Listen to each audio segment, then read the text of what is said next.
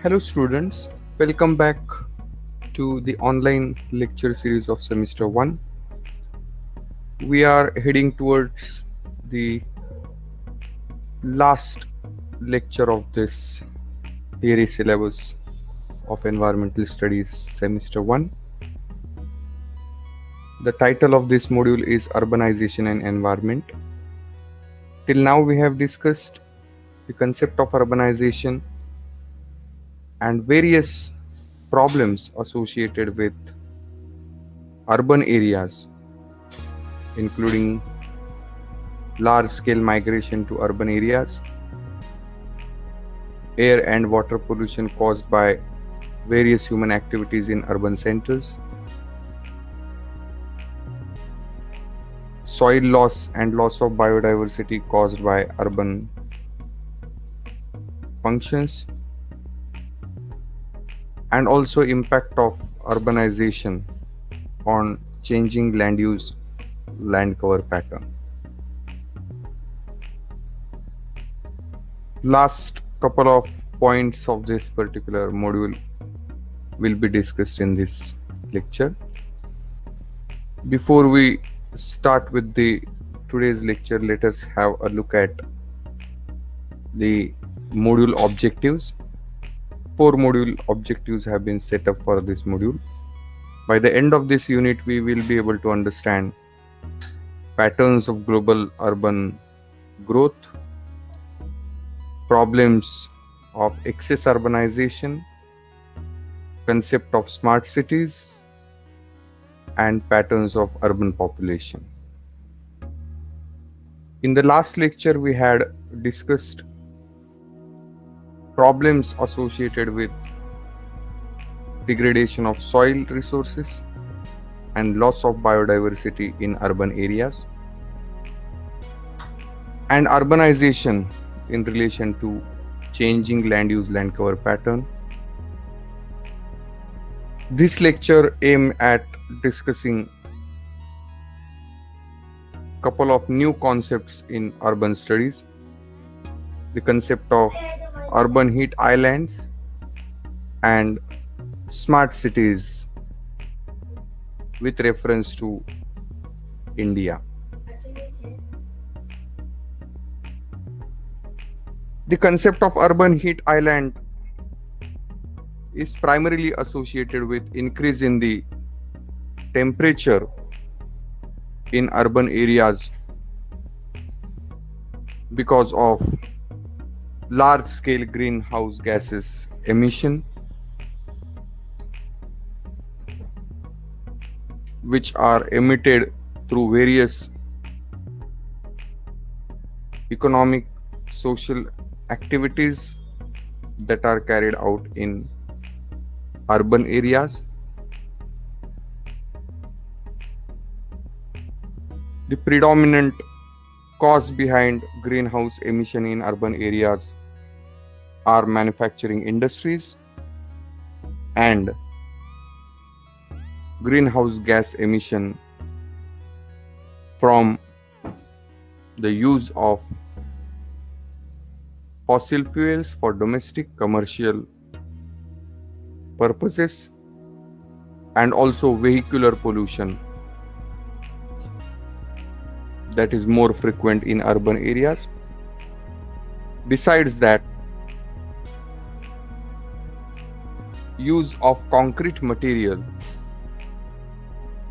for construction purpose is also responsible for releasing heat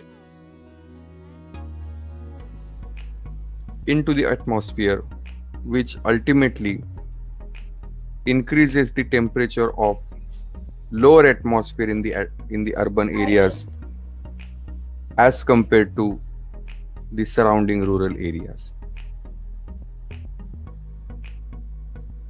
By the definition of urban heat island,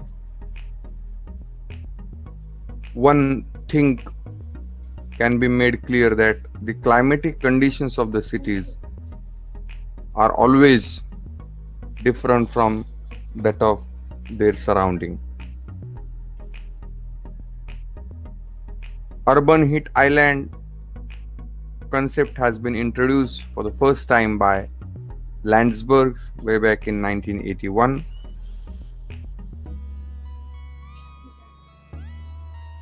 It is said that an urban heat island, or UHI, is a metropolitan area that is a lot warmer than rural areas surrounding it, is the definition given by National Geographic. Now here it is clearly mentioned that the metropolitan region or urban areas have higher temperature in the lower atmosphere as compared to the rural areas which surrounds the urban settlements. Urban heat island is a situation where built up areas, as I told you, that cemented or concrete areas, burning of fossil fuel for various purposes like cooking, transportation, and manufacturing industries, where fossil fuels are used as an important energy input.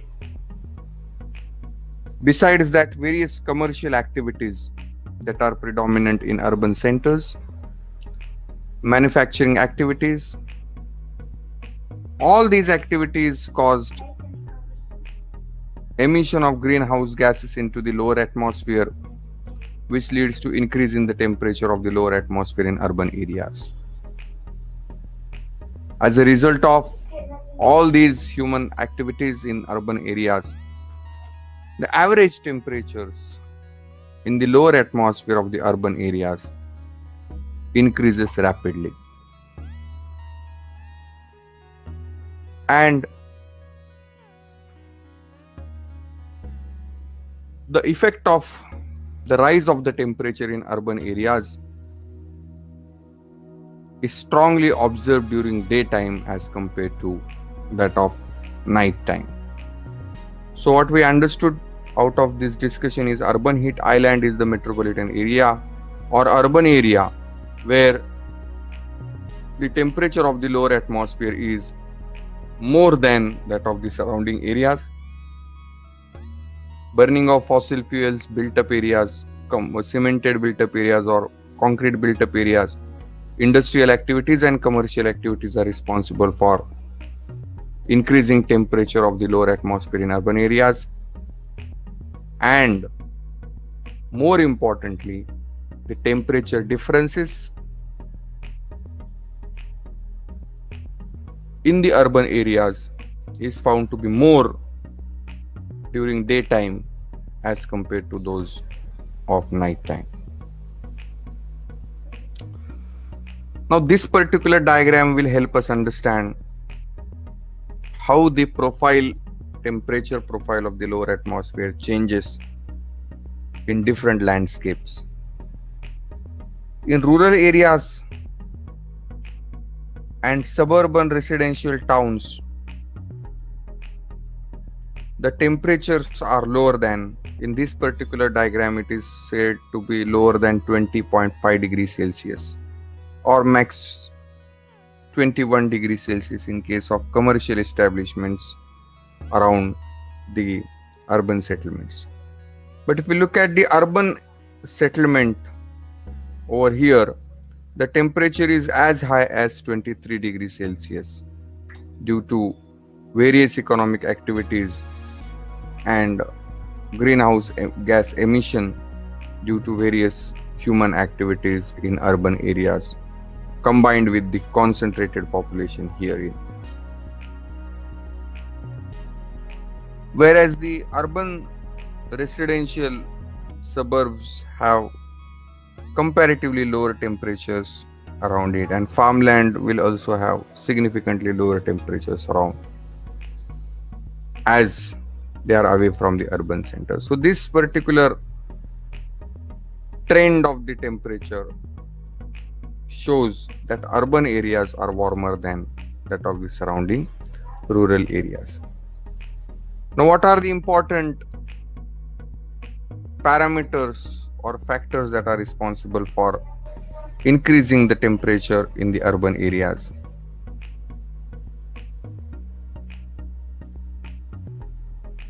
Burning of fossil fuels from automobile leads to increasing concentration of carbon dioxide and carbon monoxide in the atmosphere, which has more capacity to absorb re-radiated energy from the earth's surface. Similarly, the road, cemented road particularly, reflect more radiation, re-radiation than that of the tar roads, and therefore large amount of heat is also been released from the surface of the roads. Most of the buildings, high-rise buildings and skyscrapers that are constructed or rises in the urban areas use glasses on the outside walls of it, which further reflects lot of re-radiated energy into the lower atmosphere, resulting in the increase in the temperatures of lower atmosphere. Besides, the temperature also increases due to use of air conditioning systems in commercial centers and also for domestic purpose. So these are some of the important reasons by which temperature in the urban areas increases as compared to the surrounding areas.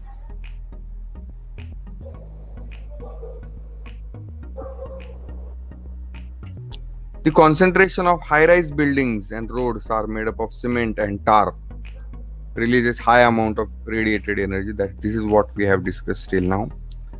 Lack of dense vegetation in urban areas is also a major responsible factor for increasing temperature in the lower atmosphere of the urban areas, because vegetation cover is said to be major parameter or factor which absorb the re-radiated energy a lot, but due to devoid of vegetation or lack of vegetation cover, the capacity of the urban areas to absorb greenhouse gases reduces to a larger extent. This is combined with the air pollution increases the concentration of greenhouse gases into the atmosphere. As I mentioned a couple of minutes ago, fossil fuels are used for various domestic, industrial as well as commercial purposes in urban areas, leads to increasing concentration of greenhouse gases into the atmosphere, leading to increasing temperature of the lower atmosphere. Heavy traffic and atmospheric pollution caused by burning of fossil fuels add the greenhouse gases into the lower atmosphere. Cement and road paver blocks radiate more energy as compared to the soils, and large amount of evapotranspiration from water bodies also leads to addition of temperature into the lower atmosphere. If we compare the reflectance of re-radiated energy in rural areas and urban areas, we can find that heat absorption in rural areas is less and more reflectance of energy is found to be there in the rural areas. So large amount of energy is re-radiated into the atmosphere, into the higher atmosphere, because of the dense vegetation cover, because of the less use of cemented material and tar roads, because of soil cover, and also the water bodies in the rural areas. Plants play important role in absorbing the greenhouse gases like carbon dioxide, which reduces the re-radiation from the earth surface and captures lot of heat, and hence we find less temperature or lower temperature in the lower atmosphere of the rural areas as compared to the urban areas. In urban centers, on the other hand, the absorption of re-radiated energy is found to be more due to cemented buildings, cemented roads, use of fossil fuels, and therefore the radiated energy which lifts to the space is less as compared to that of rural areas. And therefore urban centers, rather lower atmosphere of the urban centers, are hotter by about 3 to 10 degrees Celsius as compared to the rural areas. And this is what the concept of urban heat island is. Now, what are the factors that are responsible for urban heat islands, which we have already discussed? Uncontrolled industrialization, anthropogenic heat sources like use of fossil fuels for various domestic, commercial, and industrial purposes. Evapotranspiration is decreased because of less vegetation cover and less water bodies. Dense population also is responsible for increasing temperature, because larger the population, more be the emission of carbon into the atmosphere. Increased standard of living and high energy consumption combined with the improved lifestyle is also a major factor responsible for use of fossil fuels, and later it really results in the increasing concentration of greenhouse gases. Large amount of energy for industries, vehicles, and houses are used. That leads to the increasing temperature in turn. And also the built up environment, which is normally used with the concrete material, which holds more heat and leads to increasing the temperature of the lower atmosphere. If you look at the temperature variation during day and night time in urban and rural areas, we find that both during day and night time the temperatures are lower in the rural areas, except the warehouses where the temperatures are high during the daytime, because the tin that is being covered on the warehouses reflect more energy. Whereas during daytime, the urban centers or built up area, you see that the temperatures are much higher as compared to the surrounding areas during daytime. But during night time, the temperatures are less as compared to the peak period of daytime. And then the temperatures in the park, suburban areas, rural areas, and also the residential suburbs, the temperatures are found to be less as compared to the built up area in the core part of the city. A recent study which was published in the Hindu on 7th February 2020 have focused on the urban heat islands in India. According to the study, most of the cities in India are turning to urban heat islands in all seasons during day and night time.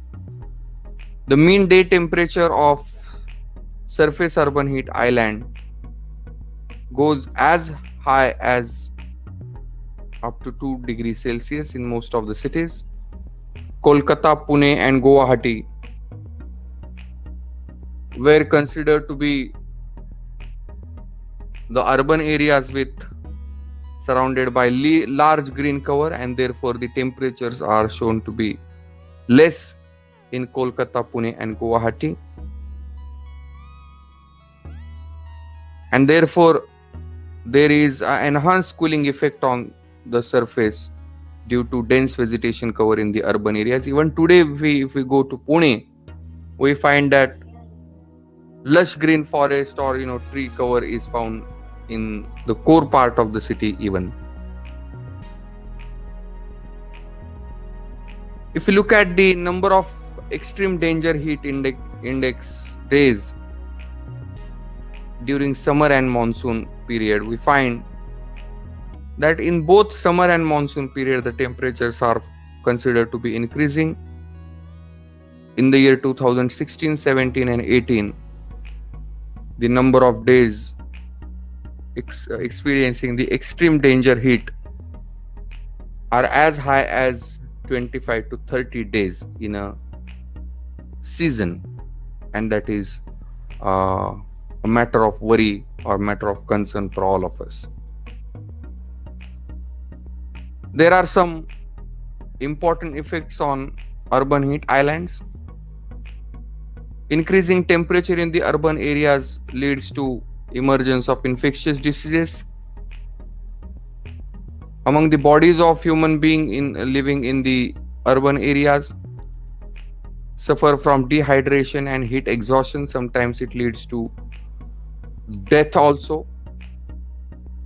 Some respiratory difficulties, heat camps and heat related mortality rate also increases.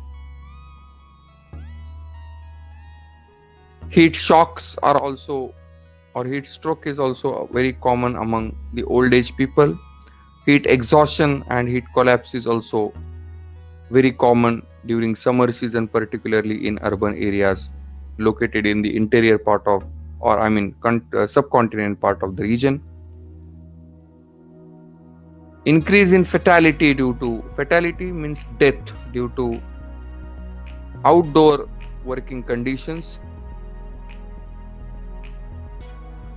And here we find the outcome of this study that heat risk is considered to be more among the population of over 75 years old, where the day temperature reaches to 30 degrees Celsius, and the situation go on worsening if the temperature reach to the mark of 38 degrees Celsius.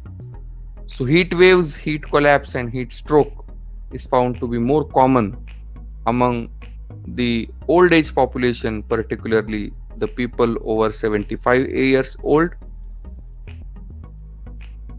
particularly the city centers where temperature exceeds 30 degrees Celsius.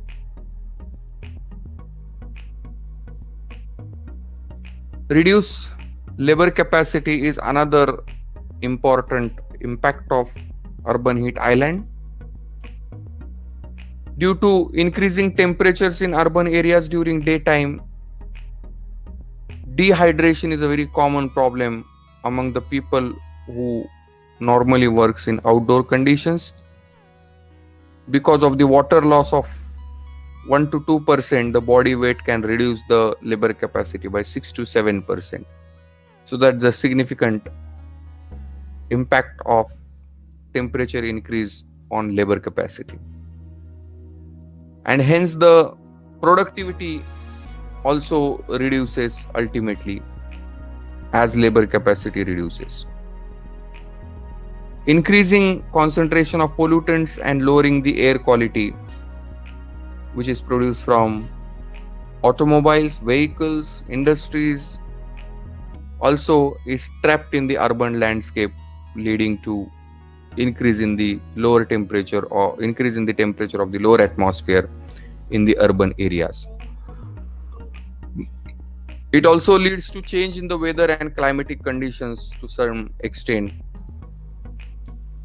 Increased energy demand due to improved standard of living has led to consumption of more energy and release of more greenhouse gases into the atmosphere, like air conditioning systems, fans, cooler, and so on.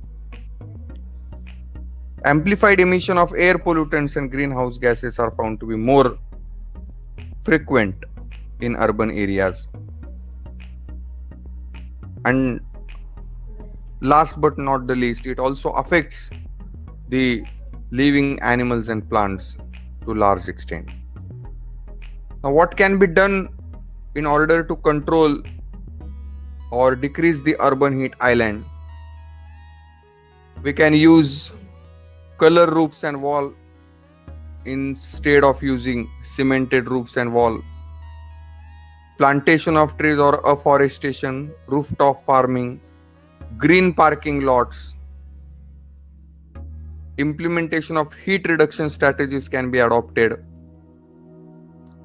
Use of vehicles can be reduced by the way of carpooling. Carpooling is the concept wherein we can share our vehicles with other persons so that less number of vehicles will come on road and will reduce the emission of greenhouse gases. Nowadays, the concept of bike pooling has also been emerged out of the need of decreasing the impact of temperature in urban areas, and also promotion of green lands and parks in urban areas that will reduce the level of pollution and greenhouse effect on the urban areas. And also improvement of grassland areas in urban centers will help us out. The last point of this module is smart city. As we have discussed in the second module, that urban population is increasing world over at a rapid rate. In contemporary period, the urban population is increasing in the Asian subcontinents and also some countries in African continent. And it is expected that by the year 2050, the world population will increase by 32% and 63% of the world population will be urban dwellers. And maximum number of growth in terms of urban population is estimated to be concentrated in Asian subcontinents, particularly Southeast Asian region. And therefore, increasing the urban population or increasing the concentration of population in urban areas is considered to be the process of urbanization. As far as the cities are concerned, cities and urban center occupied just 2% of the world's land, but it hosts of about 50% of the world population and consumes 75% of the energy resources. According to Ebenezer Howard, in the year 1898, he says that the garden cities of tomorrow are the new cities or upcoming trends in the urbanization which will help to develop sustainable cities in coming days. And it has led to the foundation of the concept of smart city. A smart city is the city which uses information and communication technology, that is ICT, to enhance its livability, workability, and sustainability. So we have to have the urban development and urban planning in a way that it will help its citizens to live comfortable and luxurious life. At the same time, it should also keep pace with the environmental sustainability with the urban development. Keeping in mind the importance of planned urban development and sustainable development of urban areas, Government of India has launched Smart City Mission way back in the year 2015, wherein the current Prime Minister Narendra Modi has announced the Smart City mission in one of his speeches in Pune. The objective of the Smart City mission was to develop inclusive and sustainable cities, friendly cities, enhancing the quality of life of the citizen. The focus of this particular mission is on development and infrastructure of cities and to bring them to the level of global smart cities like other cities in the world. In the first phase of the Smart City mission, 20 cities have been identified in different parts of the nation for this mission, wherein the financial support of more than 4,800 crores have been given, which includes 2 cities of Maharashtra, Pune and Solapur. Till now, there are 5 phases of Smart City mission, wherein several other cities have also been included. Class 1 and Class 2 cities have been included, and the number went up to 100 cities till now. There are some ground facts or ground realities of Smart City mission in India. The first is the focus of the Smart City is to develop the technology-based city system and not to develop greenfield cities. And therefore, the least importance was given to the environmental friendly urban growth is the fact. Secondly, the Tier 1 and Tier 2 cities are part of this mission. Mega cities have not been taken into consideration, and the aim is to bring these small cities, that is Tier 1, Tier 2 cities, at par with the smart cities which are there in the world. The major aim of this mission is to drive economic growth and bring a remarkable improvement in the quality of life of the people living in the cities. The urban ecosystem needs to be developed and well represented in physical, institutional, economic and social infrastructure development, which are important pillars of extensive urban development. In order to achieve the Smart City mission, there are some smart solutions which have been taken into consideration,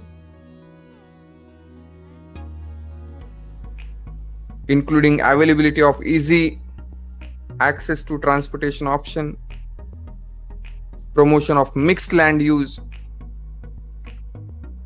development of open and recreation space, excellent housing opportunities for all, inclusive and sustainable development, and integration of compact areas with the neighboring region. There are some core elements of Smart City mission, including assured supply of electricity and water, proper solid waste management and sanitation, efficient urban mobility and affordable housing, public transportation, digitalization on every front of urban transactions, ICT connectivity, sustainable environment, good governance at administrative level, health and education, and more importantly, smart solutions for security of the citizens. So these are the core elements of Smart City. My dear students, Although the smart city mission have been introduced to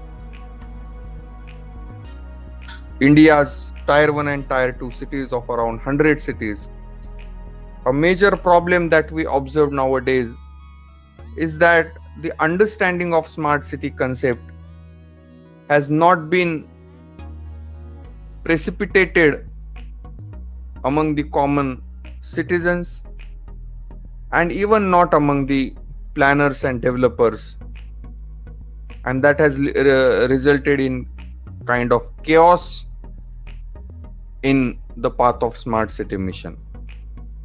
There has not been a concrete guidelines for implementing such missions, and therefore there is a fear of wasting large amount of investment earned from hard-earned money of the taxpayers, and that may result in so many problems. But still then, it can be appreciated that by the way of smart city mission, we can expect some good changes and some appropriate changes in the urban landscape, so that the urban citizens will have easy access to the basic needs they have and can live at least a basic level of comfort and luxury for their lives. With this, let us now conclude this particular topic and the entire syllabus of environmental studies for semester 1. Thank you very much. Have a